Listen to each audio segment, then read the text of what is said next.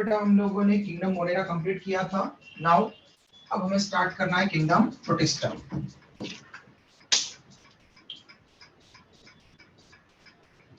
कौन बताएगा who coined the term protista?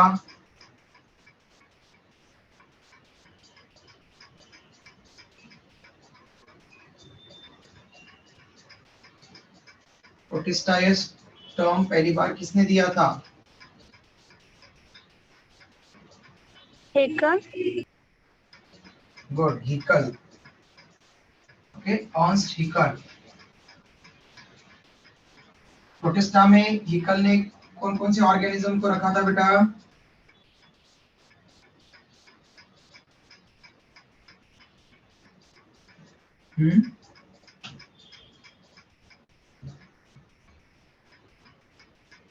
Photosynthetic protista, decomposer protista, protozoan protista. Very good. All unicellular eukaryotes को उसने place किया था किंगडम प्रोटिस्टा में।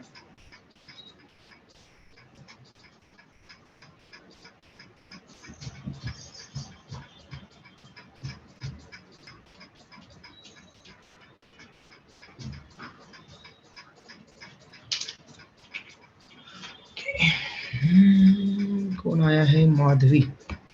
ठीक है, चल।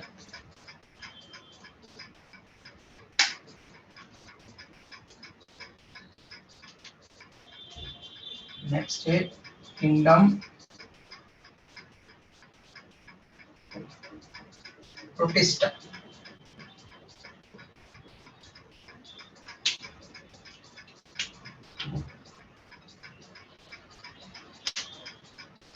The first term protista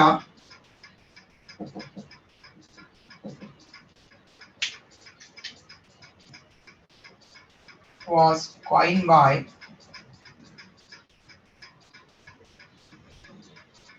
Ernst Haeckel.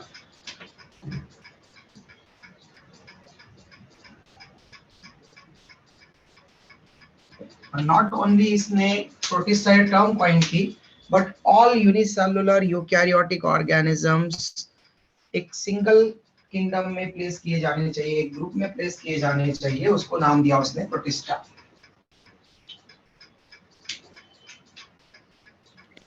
He kept, it means Ernst Haeckel kept all unicellular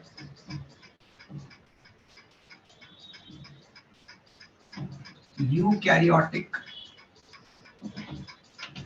organisms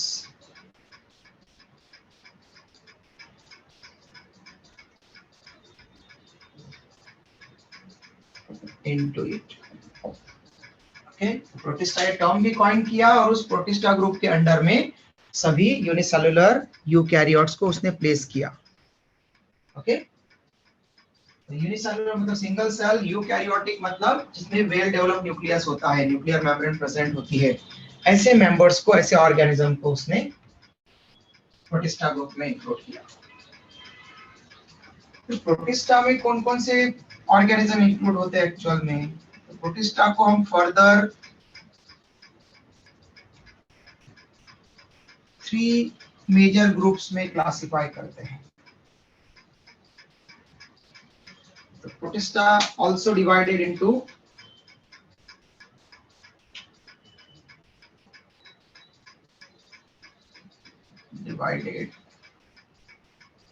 into 3 groups.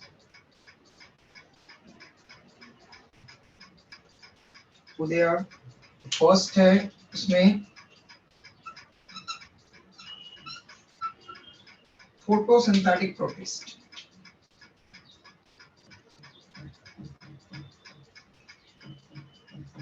Photosynthetic protist. Photosynthetic protist में हम ऐसे प्रोटिस्ट को रखते हैं, ऐसे यूनिसेलुलर यूकैरियोट्स को प्लेस करते हैं जो प्लांट लाइक फोटोसिंथेसिस परफॉर्म करते हैं। मतलब क्लोरोफिल की प्रेजेंस में कार्बोहाइड्रेट फॉर्म करके ऑक्सीजन बाय प्रोडक्ट के फॉर्म में इवॉल्व करते हैं, तो ऑक्सीजन का इवोल्यूशन होता है, ऑक्सीजन रिलीज होता है। ओके, तो photosynthetic protist plant like protist है। फिर सेकंड डीकंपोजर प्रोटिस्ट।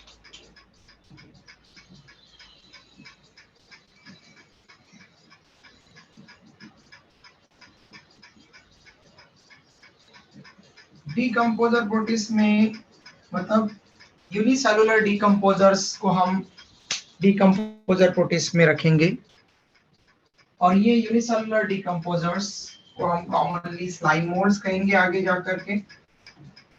और ये स्लाइम मोल्ड्स फंजाई लाइक होते हैं, फंगस जैसे।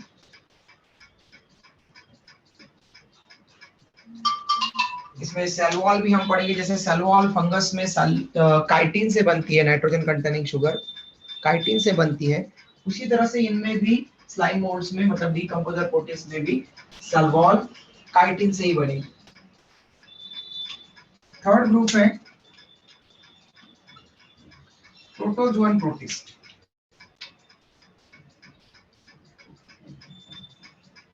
Protozoan protist, protozoan protist, protozoan, proto मतलब प्रिमिटिव, जुआ जू, जू का मतलब क्या होता है बेटा, ZOO जू, एनिमल। वेरी गुड, एनिमल, है ना। जैसे बायोलॉजी के दो बड़े सेक्शंस हैं, दो डिवीजन है, बॉटनी एंड जूलॉजी। तो जूलॉजी में हम एनिमल की स्टडी करते हैं, जूलॉजी, जू मतलब animal, logos it means to study, तो लॉगस से वो लॉजी ये टर्म आया है, तो जूलॉजी मतलब एनिमल रिलेटेड स्टडी जिस सब्जेक्ट में करेंगे उसको zoology, while plant related study जिसमें करते हैं उसको हम कहते हैं बॉटनी।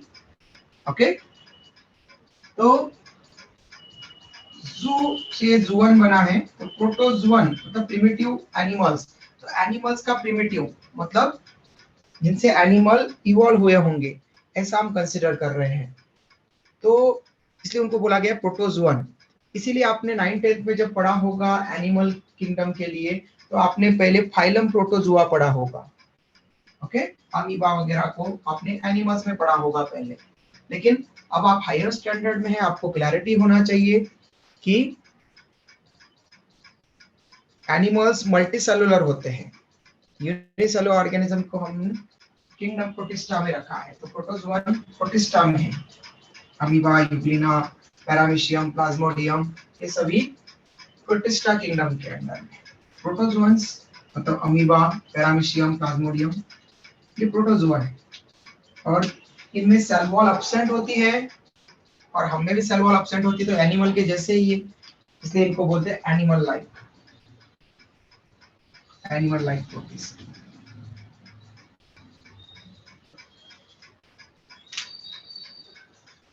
ओके, ये एनिमल लाइक प्रोटिस्ट हो।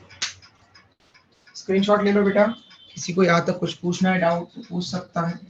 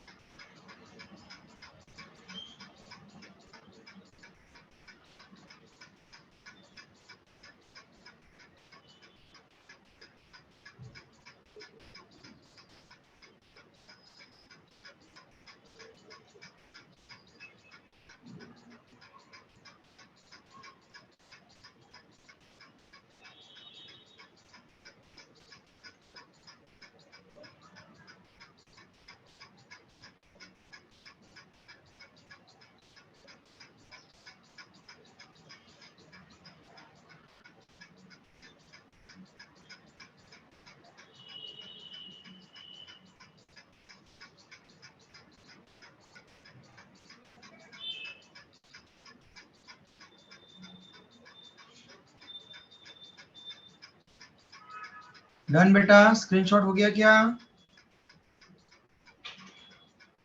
Yes sir. Yes sir. बताना चाहिए ना बेटा। ओके गुड, ठीक है। चलो किसी स्टूडेंट ने तो बताया।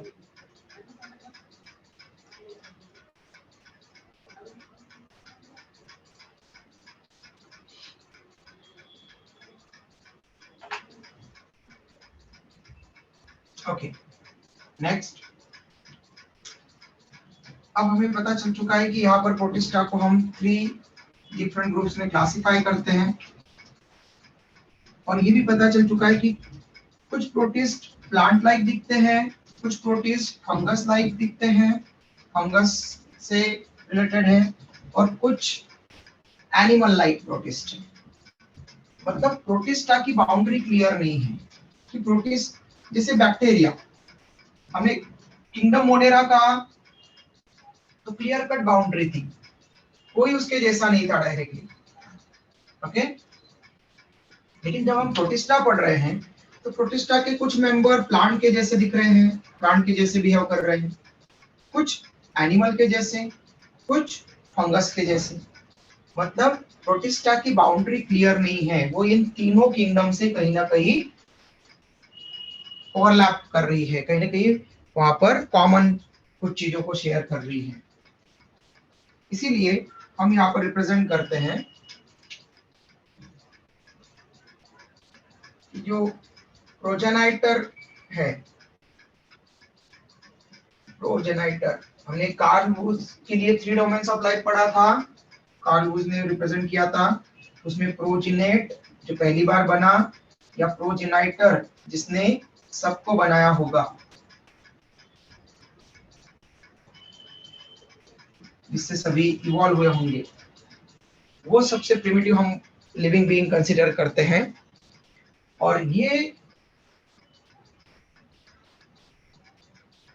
जो प्रोजेनेट है या प्रोजेनाइटर है, इससे फिर प्रोटिस्टा इवॉल्व हुए होंगे, ऐसा हम कंसीडर, सॉरी, इससे प्रोकैरियोट्स इवॉल्व हुए होंगे, बैक्टीरिया, मोनेरा, किंगडम मोनेरा के मेंबर्स यहाँ से इवॉल्व हुए होंगे, और मोनेरा के मेंबर्स से फिर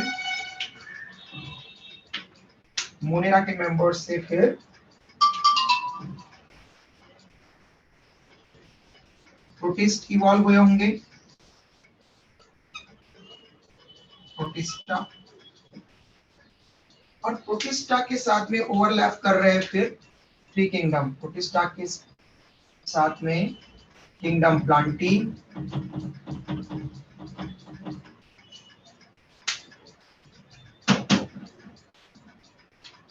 किंगडम फंजाई,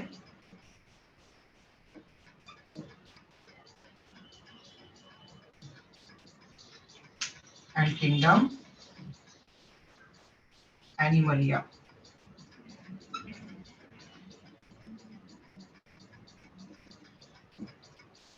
ओके, कहीं ना कहीं ये ओवरलैप कर रहे हैं, इसलिए प्रोटिस्टा की बाउंड्री क्लियर नहीं है।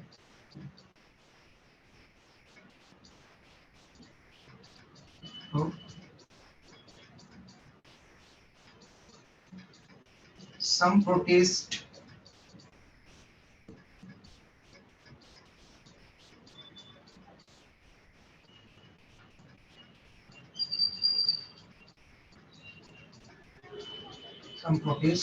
share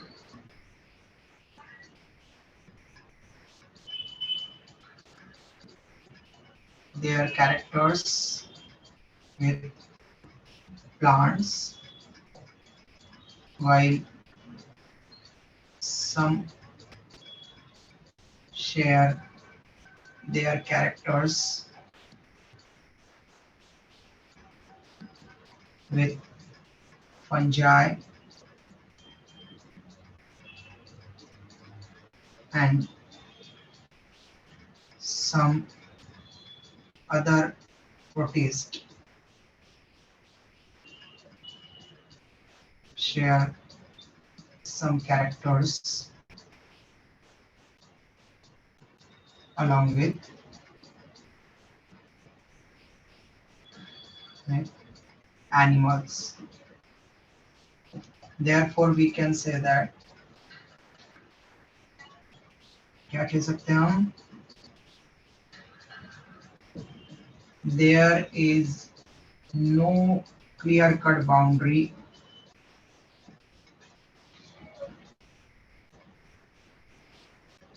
for protist. प्रोटिस्ट के लिए कोई भी क्लियर कट बाउंड्री नहीं है.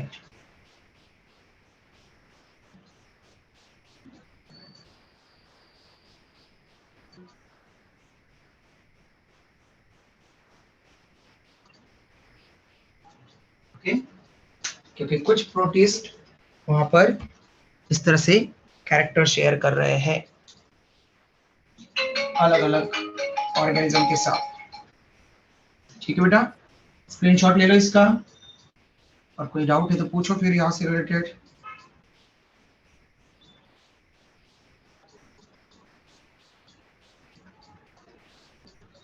डन. Yes, sir.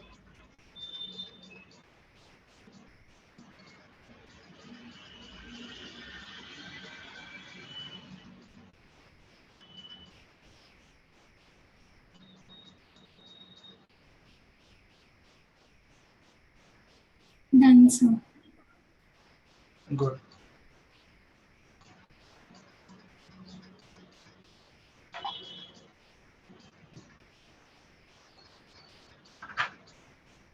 अब प्रोटिस्ट के जनरल कैरेक्टर्स क्या क्या होते हैं.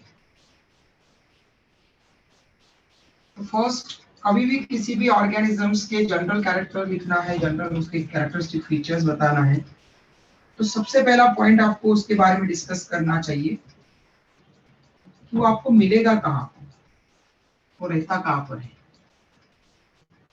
Okay, most of the life span का जो टाइम है वो कहाँ गुजारता है. तो हमेशा वो अपने घर पे गुजारेगा कोई भी ऑर्गेनिज्म, मतलब उसका हैबिटेट कहाँ है.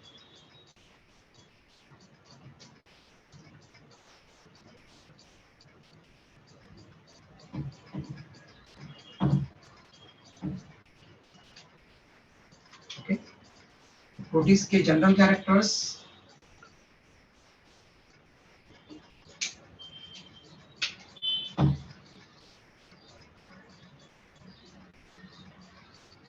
General characters. तो सबसे पहला हैबिटेट.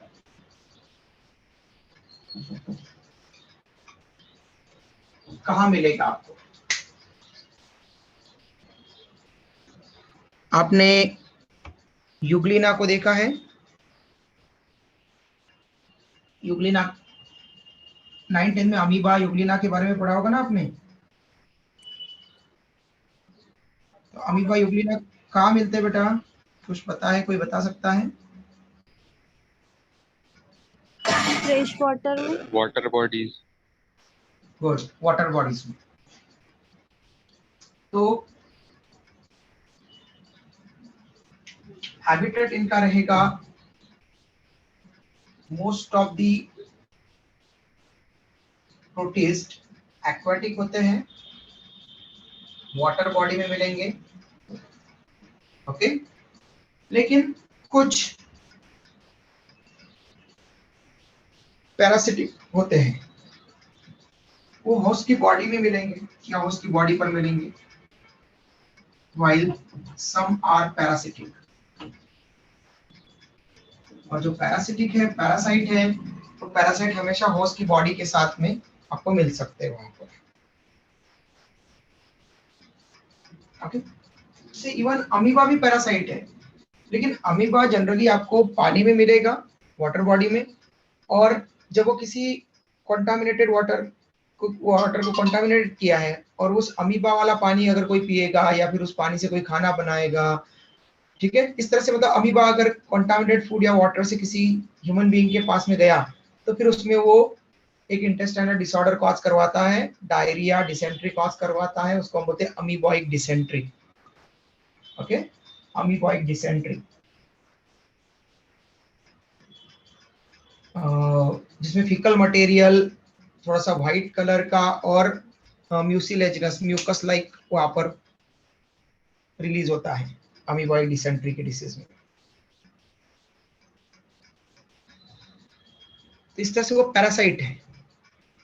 लेकिन अमीबा बॉडी के अंदर रह रहा है या बाहर रह रहा है बेटा? बॉडी के ऊपर सरफेस पर इंफेक्शन कॉज कर रहा है कि बॉडी के अंदर कॉज कर रहा है?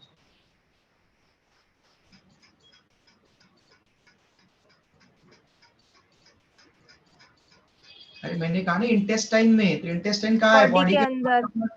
अंदर। बॉडी के अंदर। तो बॉडी के अंदर मतलब फिर बॉडी के सरफेस पर जो रहते हैं उनको हम एक्टोपैरासाइट कहते हैं, और बॉडी के अंदर जो रहते हैं या सेल के अंदर जो रहेंगे उनको एंडोपैरासाइट कहते हैं। Good, endoparasite. तो यहाँ पर जो most of the parasitic nature वाले जो है प्रोटिस्ट वो एंडोपैरासाइट रहते हैं। तो पैरासिटिक में भी मोस्टली कैसे होते हैं? एंडोपैरासाइट। और कुछ तो ऐसे होते हैं जो ऑलवेज एंडोपैरासाइट के फॉर्म में रहेंगे। ओके, तो मोस्टली यहाँ पर भी कैसे रहते हैं? एंडोपैरासाइट।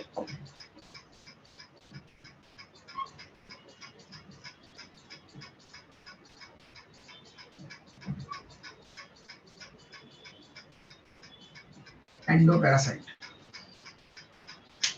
मतलब बॉडी के अंदर रहने वाले। और एक एंडोपैरासाइट का एग्जांपल आपको बताता हूं, जैसे मलेरिया डिसीज के बारे में सुना है बेटा आप लोगों ने? Yes sir. Malaria. Okay, good.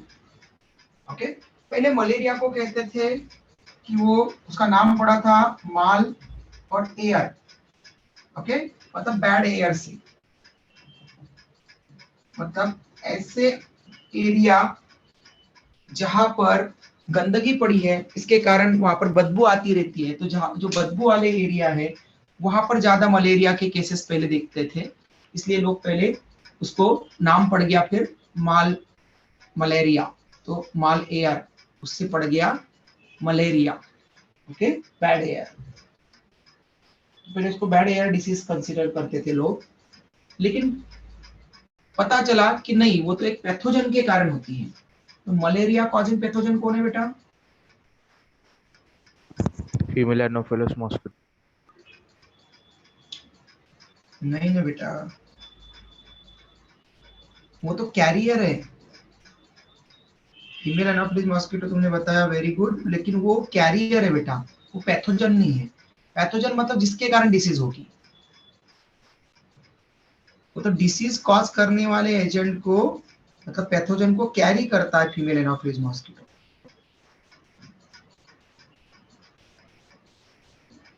बताओ भाई जल्दी, कौन बताएगा?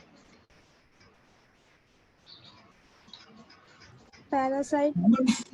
हाँ बोलो बेटा। Plasmodium parasite. Very good, very good. Plasmodium. किसी का माइक ऑन है बेटा?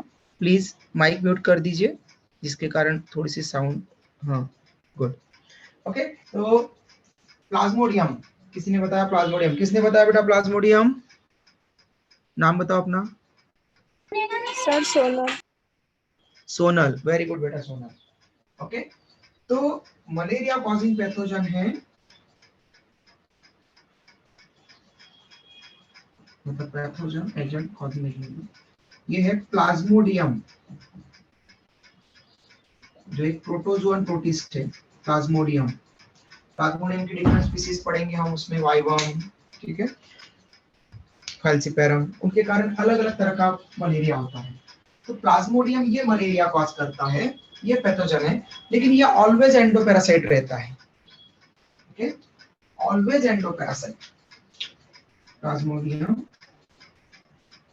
ऑलवेज एंडोपैरासाइट होता है, मतलब ये हमेशा होस्ट के अंदर होता है। इसके दो पैरासाइट होते हैं, इसके होस्ट दो है, टू होस्ट। पहला होस्ट है मॉस्किटो, और उसमें भी फीमेल एनाफिलिस मॉस्किटो।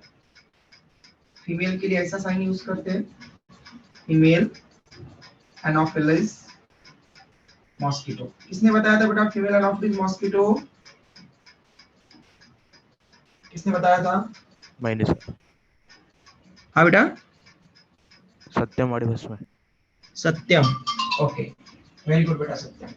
सत्यम ने बताया था फीमेल एनाफिलिस मॉस्किटो। तो फीमेल एनाफिलिस मॉस्किटो के अंदर प्लाज्मोडियम वहां पर रहता है। ओके, तो पहला होस्ट होता है फीमेल एनाफिलिस मॉस्किटो।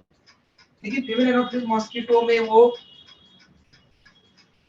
डुप्लीकेट नहीं हो पाता, वहां पर अपना डिसीज कॉज नहीं कर पाता, लेकिन उसके सलाइवरी ग्लैंड में वो स्पोर्स बना लेता है, इन्फेक्टिव स्पोर्स। और जब ये फीमेल एनाफिलिस मॉस्किटो किसी ह्यूमन बीइंग को बाइट करेंगे, लेकिन ऐसे ही फीमेल एनाफिलिस मॉस्किटो जिनके पास में प्लाज्मोडियम नहीं है, वो मलेरिया नहीं कॉज कर सकते। इसलिए ऐसा नहीं है कि किसी को भी अगर फीमेल एनाफिलिस मॉस्किटो ने बाइट किया उसको मलेरिया हो ही जाएगा, ये गारंटी नहीं है।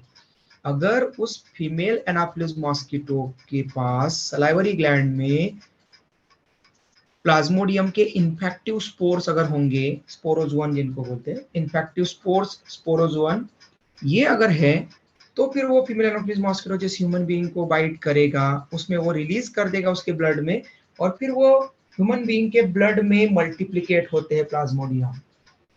ओके, इसलिए ऐसे फीमेल एनाफिलिस मॉस्किटो जिसके अंदर प्लाज्मोडियम है पहले से, वो अगर बाइट करेगा तो मलेरिया होने के चांसेस है, ठीक है, अदरवाइज नहीं।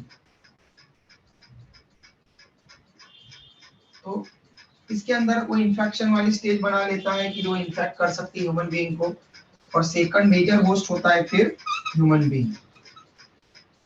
तो मेजर होस्ट ह्यूमन बीइंग्स होते हैं, main host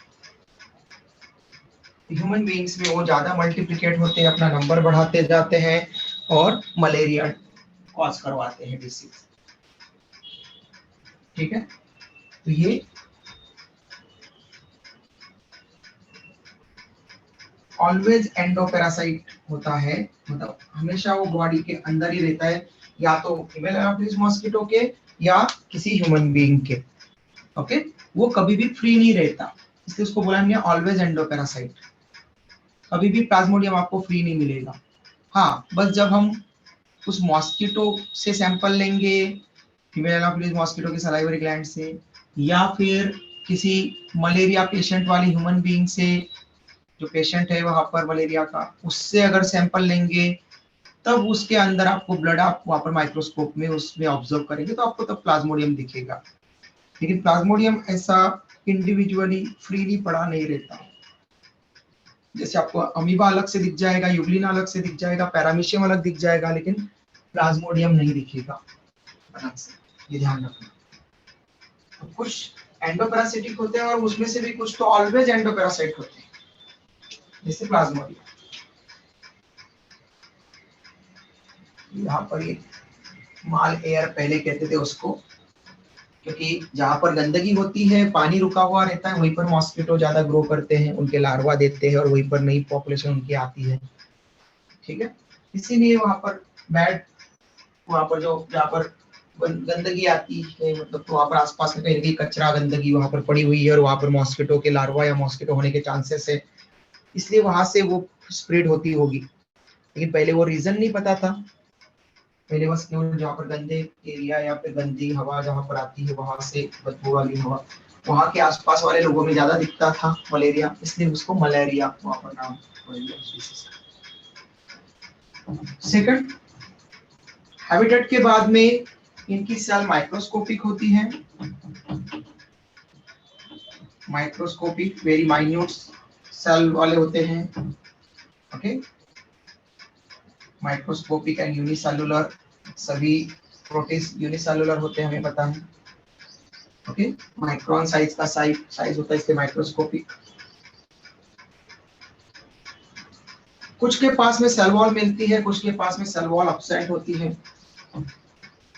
cell wall present in most of protist,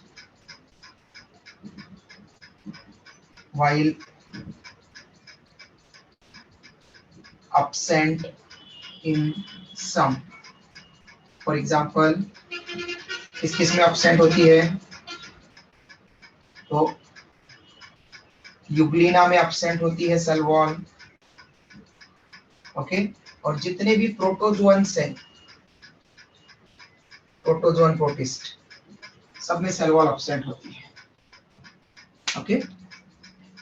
protozoan protist में अमीबा भी आएगा, पैरामीशियम भी आएगा, प्लाज्मोडियम भी आएगा और ट्रिपेनोसोमा आएंगे।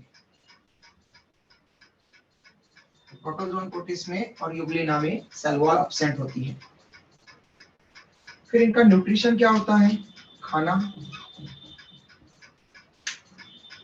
तो फोटोसिंथेटिक प्रोटिस्ट ऑटोट्रॉफ होते हैं, some are autotrophs. For example photosynthetic protist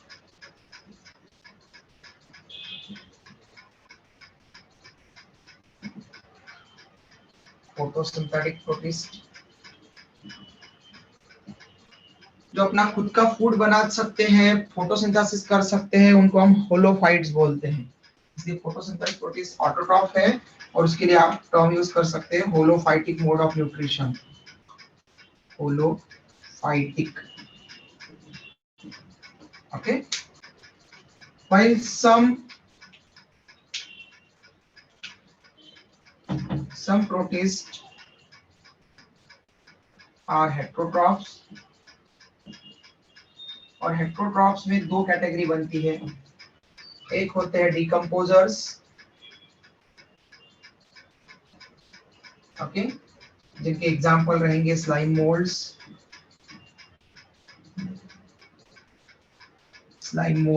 decomposer. और दूसरे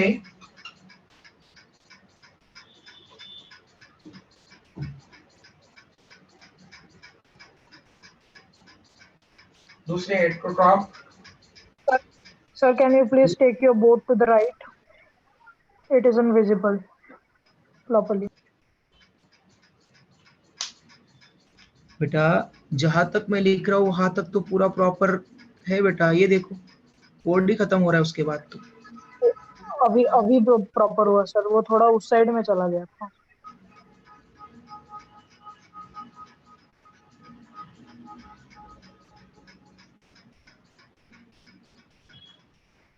तो स्लाइम मोल्ड्स, डिकम्पोजर्स और दूसरे टाइप के हेट्रोट्रॉफ्स को हम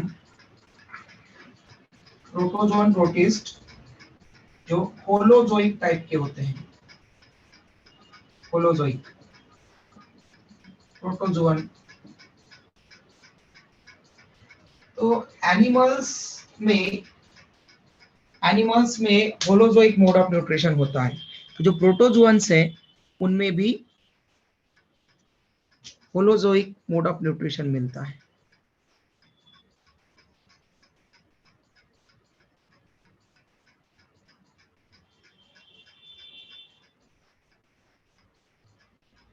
ओके, तो प्रोटोजोन्स में होलोजोइक मोड ऑफ न्यूट्रिशन मिलता है।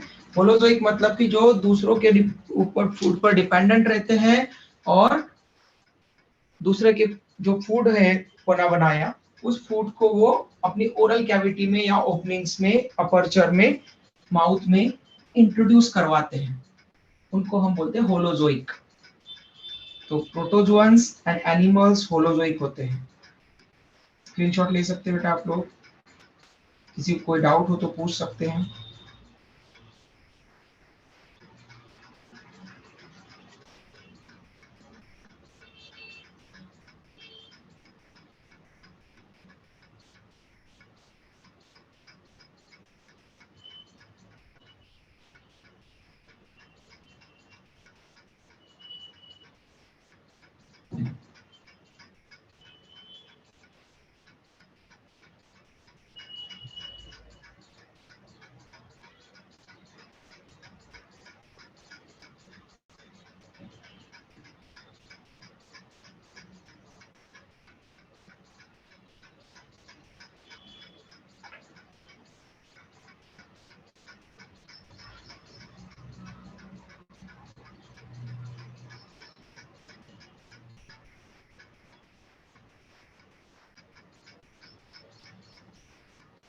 सर हो गया।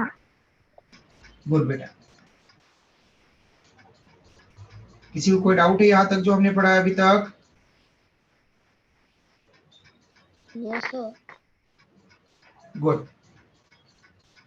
चल, तो ये तो हो गया न्यूट्रिशन से रिलेटेड। रिप्रोडक्शन से रिलेटेड एक पॉइंट है जिसमें प्रोटोजोअन्स कैसा रिप्रोडक्शन कर सकते हैं। अब बैक्टीरिया के लिए हमने क्या लिखा था बेटा किंगडम मोनेरा में रिप्रोडक्शन में? कौन बताएगा?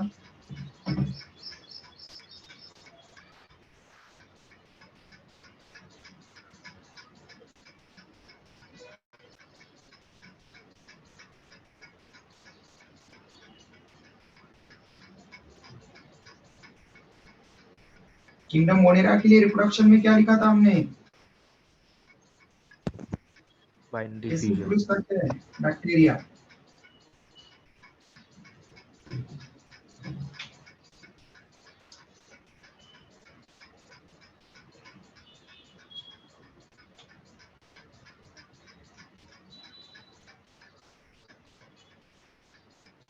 किसी को आइडिया नहीं है?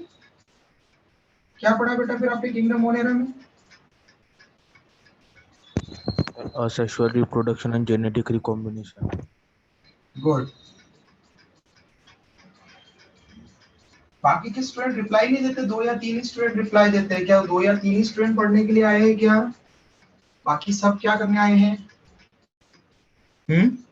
बेटा आप लोग को भी इन्वॉल्व होना चाहिए। आप लोग भी आ रहे हो पढ़ने के लिए, आप लोग भी आपका टाइम इन्वेस्ट कर रहे हो। तो रिप्लाई देते आना चाहिए ना। आप लोगों को समझ में आ रहा है कि नहीं आ रहा है वहां पर? तो आप लोग को अगर नहीं समझ में आ रहा होगा तो पूछो, और अगर समझ में आ रहा है तो रिप्लाई दो, यस मैंने क्वेश्चन पूछा तो उसका आंसर आना चाहिए। जब आप आंसर दोगे तो आपका मोरल बूस्ट होगा, वहां पर कॉन्फिडेंस आएगा कि यस आप एक्सप्रेस कर सकते हो। आप वहां पर क्वेश्चन का आप आंसर करेक्ट दे रहे हो या रॉन्ग दे रहे हो। इनकेस रॉन्ग दे दिया तो आपको ये पता चल जाएगा कि आप क्यों रॉन्ग थे। तो आंसर मिलेगा तो आप वो कभी भूलोगे नहीं कि हाँ सर ने, मैं यहाँ पर रॉन्ग था तो सर ने मुझे करेक्ट किया था। तो आप लोग को ये थोड़ा सा ध्यान रखना चाहिए। अगर आपको करेक्ट आपको अगर आंसर आ रहा है तो कॉन्फिडेंस बढ़ेगा कि यस आप करेक्ट आंसर दे सकते हैं। तब जाकर के आपके इंप्रूवमेंट होता रहता है। नेक्स्ट, तो जैसे बैक्टीरिया में हमने कहा था ओनली एसेक्सुअल रिप्रोडक्शन होता है, सेक्सुअल रिप्रोडक्शन एब्सेंट होता है। एक स्पेशल मेथड मिलती है डीएनए ट्रांसफर की जिसको हमने जेनेटिक रिकॉम्बिनेशन पढ़ा था, transformation, conjugation and transduction methods में। ऐसे प्रोटिस्ट में जब हम प्रोटिस्ट में रिप्रोडक्शन को रिप्रेजेंट करते हैं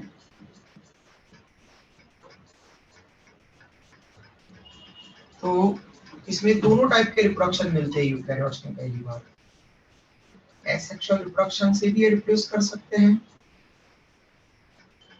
और एसेक्सुअल रिप्रोडक्शन में इसके मेथड फिशन, फ्रैगमेंटेशन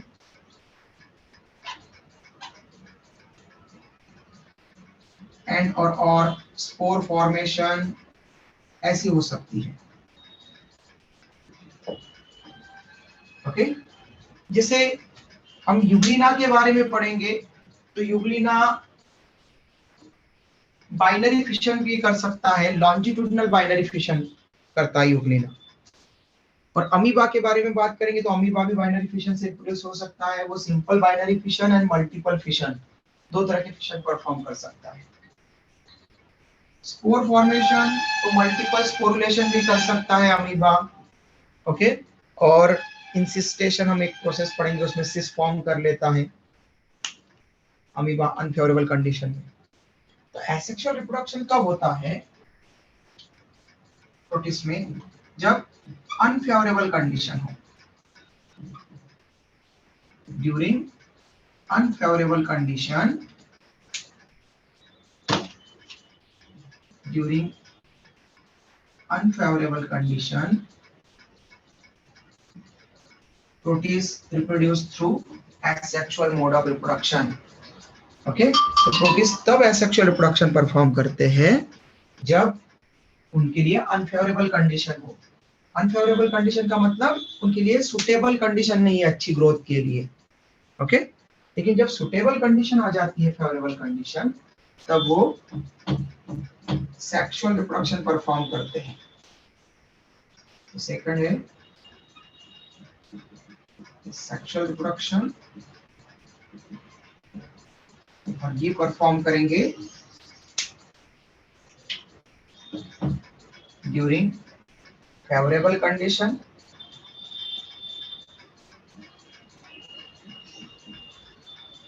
तो फेवरेबल कंडीशन में सेक्सुअल रिप्रोडक्शन क्यों प्रीफर होता है किसी भी ऑर्गेनिज्म में? अगर वो एसेक्सुअल और सेक्सुअल दोनों रिप्रोडक्शन कर सकता है, तो फेवरेबल कंडीशन में जब सुटेबल कंडीशन होती है तो उस टाइम पर क्यों वो ऑर्गेनिज्म सेक्सुअल रिप्रोडक्शन प्रीफर करता है रिप्रोडक्शन के लिए, यंग वन को डिलीवर करने के लिए?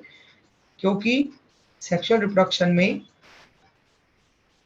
प्रोजेनी में कुछ चेंजेस आने के चांसेस होते हैं, जिसके कारण वो एवर चेंजिंग जो इन्वायरमेंट है, हमेशा जो चेंज होता रहता है इन्वायरमेंट, तो चेंजिंग इन्वायरमेंट के अगेंस्ट वहां पर अडेप्टेशन अक्वायर कर सके।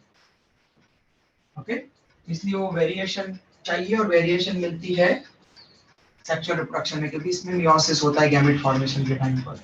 लेकिन एसेक्सुअल रिप्रोडक्शन में माइटोसिस होता है, तो उसमें कोई चेंज नहीं आते, एग्जैक्ट कॉपी बनता है वो पेरेंट के।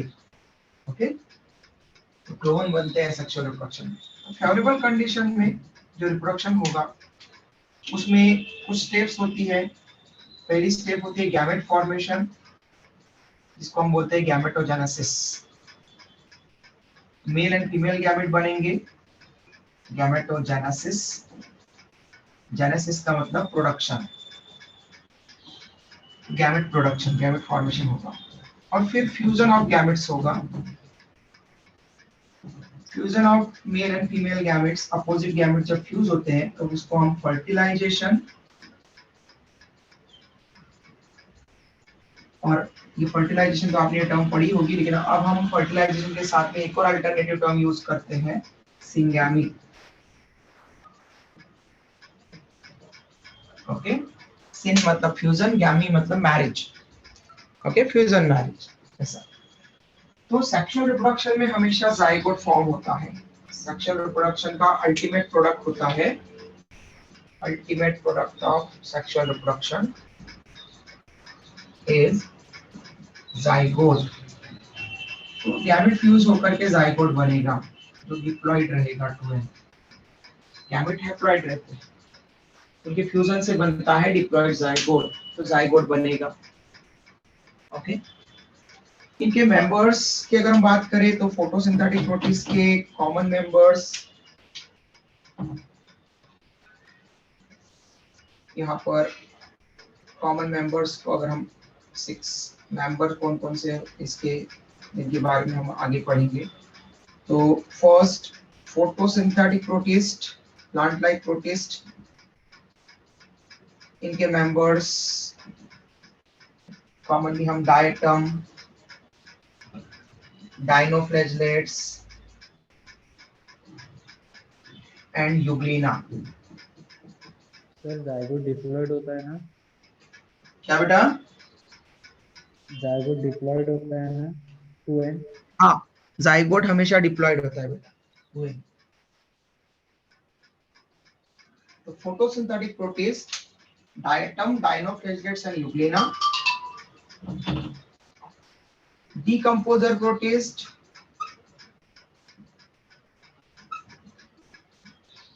डीकंपोजर प्रोटिस्ट के मेंबर्स होते हैं स्लाइम मोल्ड्स। स्लाइम मोल्ड्स को डीकंपोजर प्रोटिस्ट कहते हैं। और प्रोटोजोअन प्रोटिस्ट के मेंबर्स, प्रोटोजोअन प्रोटिस्ट ग्रुप, इनके मेंबर्स होते हैं amoeba, paramecium, plasmodium, trypanosoma etcetera. Okay, ये प्रोटोजोअन के मेंबर हैं।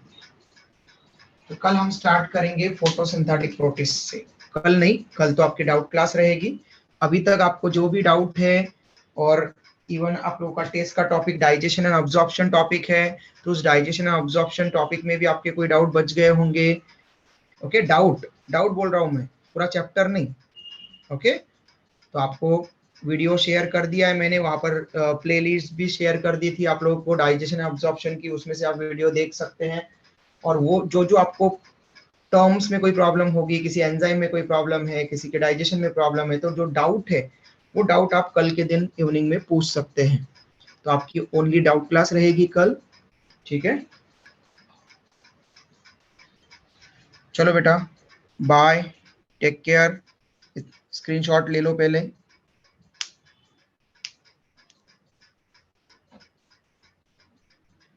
और बेस्ट ऑफ लक आपके टेस्ट के लिए। Bye sir. Thank you sir, bye thank you sir. कौन बाय सा बेटा। डाइजेशन आएगा ना सर? हाँ बेटा, इवनिंग वाली बैच में, आप जिस बैच में हैं उस बैच में डाइजेशन एंड अब्जॉर्प्शन टॉपिक है, बहुत पहले बता चुका हूं मैं। Okay sir. ओके, वही आएगा आपके टेस्ट की, इसमें भी आपको शायद मिल गया होगा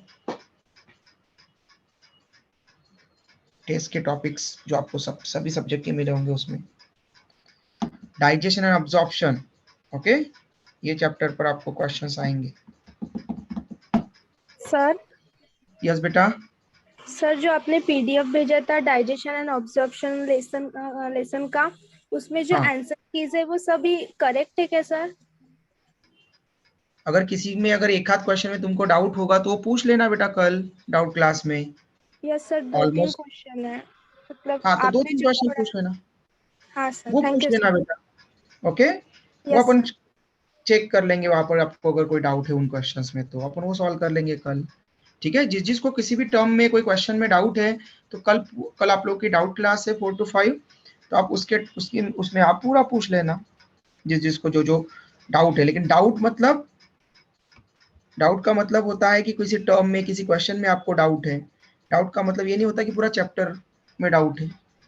ओके, तो थोड़ा ध्यान रखना बेटा, पढ़ करके भी आना है आप लोगों को कुछ।